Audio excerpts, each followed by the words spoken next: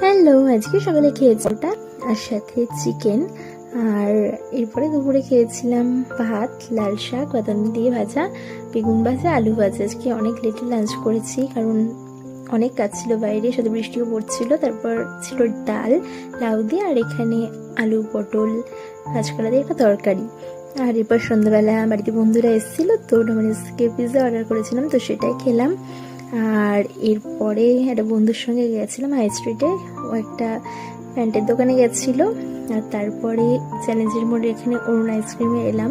আমার অরুণ আইসক্রিম খেতে ইচ্ছা করছিল, তো এইটা নিয়েছিলাম ওখান থেকে। এটা খেতে কিন্তু খুব ভালো ছিল। আর এরপরে বাড়ির দিকে চলে আসলাম কারণ রাত হয়ে যাচ্ছিলো। আর আজকে ওয়েদারটা বেশ একটু ঠান্ডা ঠান্ডা ছিল, যেহেতু সারাদিন বৃষ্টি হয়েছে। তারপর রাতে বাড়ি এসে রুটি খেলাম আর তরকারি খেলাম, আর সাথে কনডেন্স মিল্কও খেয়েছিলাম। তো চলো, বাই।